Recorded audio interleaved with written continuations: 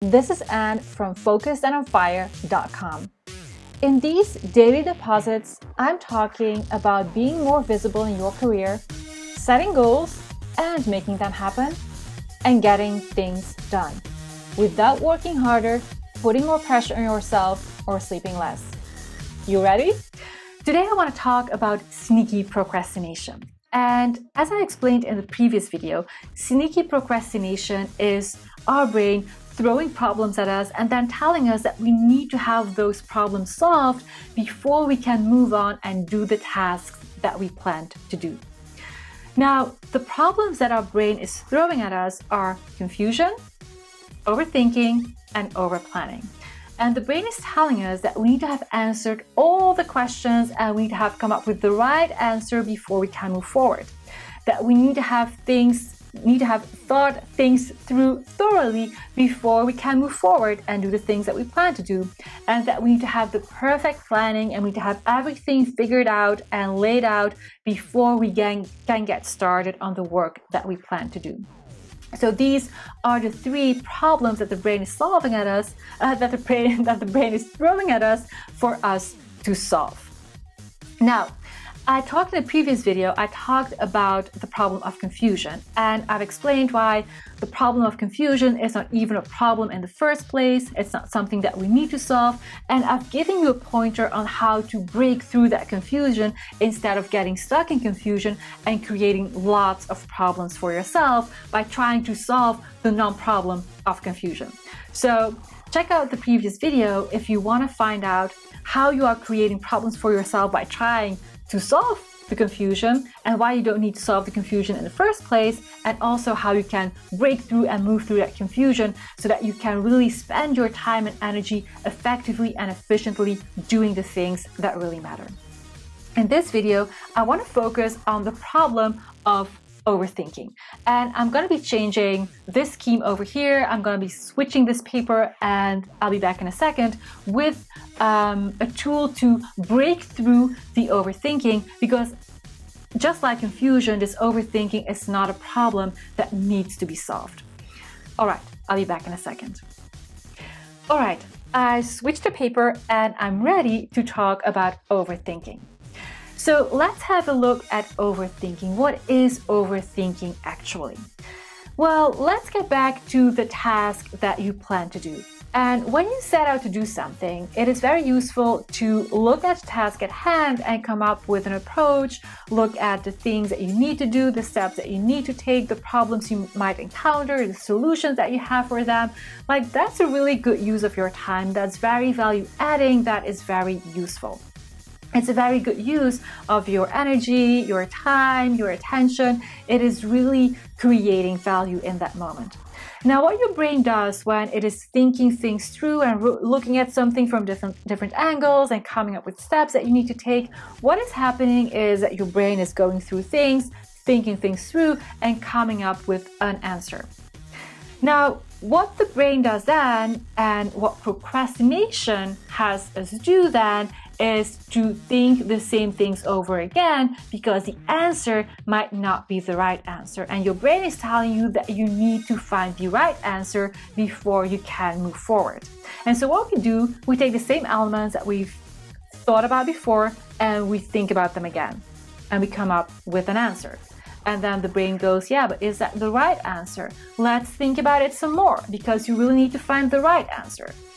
And then we think about the exact same elements again, and we come up with an answer. And then the brain goes like, hey, is this the right answer? You will need to find the right answer. And then we think about the exact same things again. And that is what overthinking is. We have all the elements that we've been thinking about, and we're thinking the exact same things through over and over again. And somehow we're hoping that by doing the same thing over and over again, that all of a sudden we will get a different answer, the perfect answer, the right answer, even though all the previous times we just came up with an answer and we weren't sure if that was the right answer. And when you look at it from that perspective, it's really a crazy thing that we do, just thinking the same things over and over again, hoping to get a different result from thinking the same things over and over again. Now, where does the idea come from that we need to find that perfect answer, that right answer before we can move forward?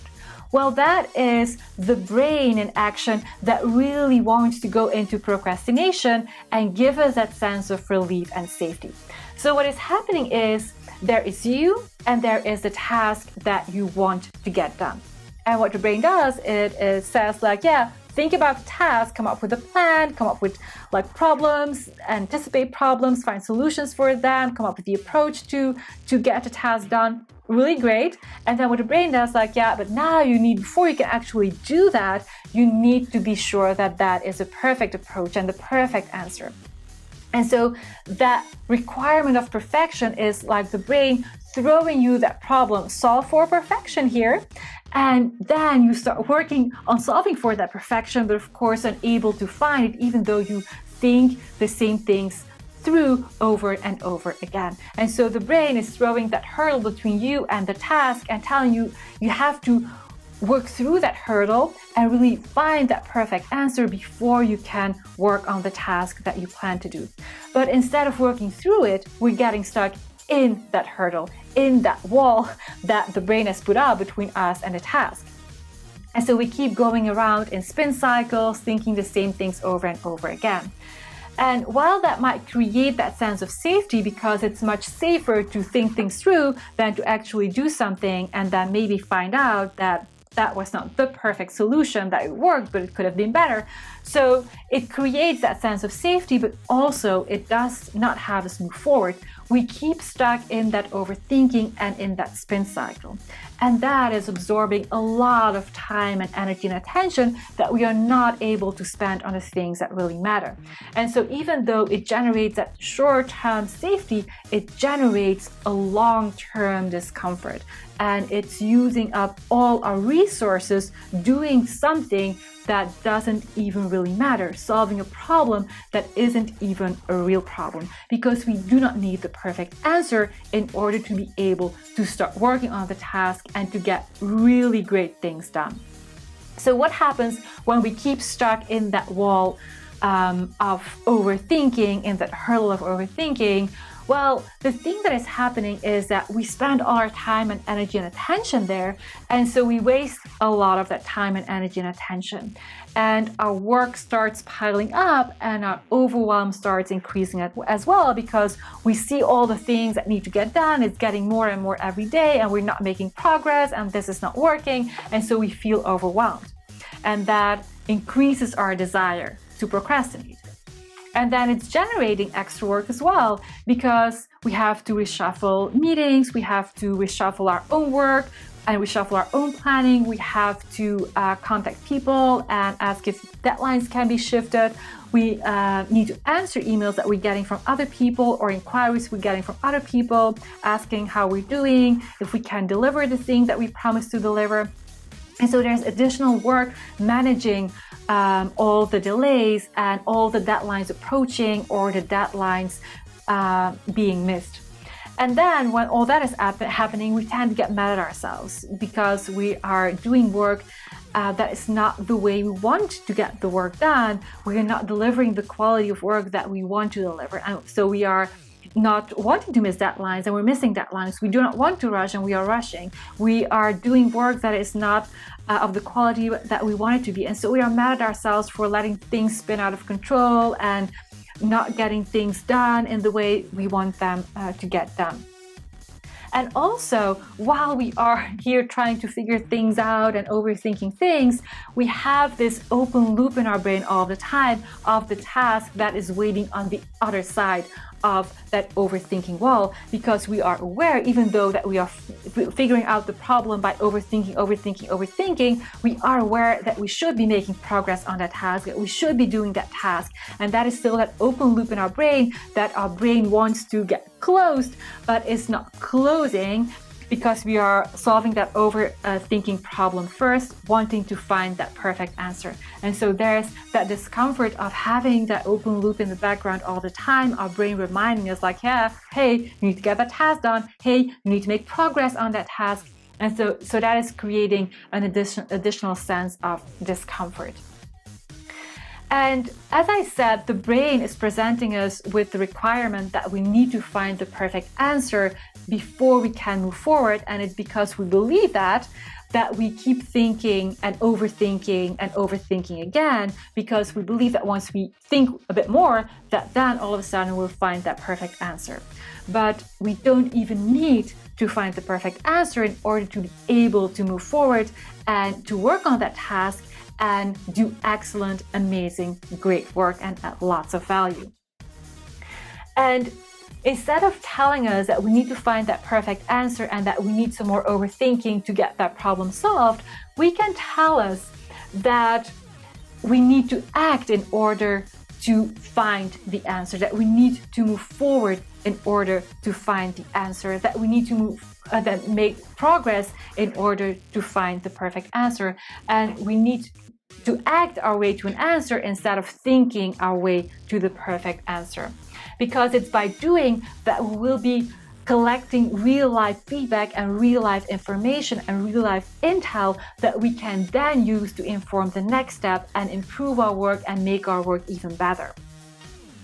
And so here we can choose this let's get started action. So instead of telling us, like, let's overthink some more, we need to find the perfect answer, the perfect approach to that problem, the perfect way to tackle that task, we tell ourselves, well, I just need to make a get started choice. I need to make take a get started action. And then based on that action, I'll be getting feedback. I can reflect, adjust, and do my next action, and then keep that iteration going. And so we tell ourselves, hey, not looking for that perfect answer, don't need that perfect answer, that perfect approach, I just need an approach. I just need an answer. Let's choose a get started approach. Let's get working on that task and then use the feedback that I'm getting to really keep moving forward on that task. And that is by doing and then reflecting on what you did, what worked and what didn't work, and then by adjusting and letting that inform your next step and then iterating and doing again. That is how you iterate your way to creating amazing value-adding work and to getting things done. All right, so what I want you to take away from this video is that the requirement that our brain has, that we need to have the perfect approach before we can work on a task, is actually a problem that is not a real problem. We don't need to have the perfect answer, the perfect approach before we can start working on a task. We need to think about things very value-adding, but only once. And once we have that get started idea of how we're going to approach it, then the best thing we can do is move forward and start taking action. And it is that action that will provide us the information that we need to improve, to refine, to take the next step. And we do that by having this approach of doing, reflecting on what we did, what worked, what didn't work, have that inform our next step, adjust where needed, and boom, go into action again. And that is how we iterate our way to awesome, amazing work. All right, I hope you found this helpful. See you in the next video. This was today's daily deposit. And now it's your turn. Imagine jumping out of bed in the morning, excited to get to work. Instead of feeling unfulfilled, trapped, and snowed under by endless to-dos, hard work, and other people's expectations. You want to lead and make a difference. It's time for you to let all that potential out, one tiny daily deposit at a time. Are you ready? Well, I got something for you.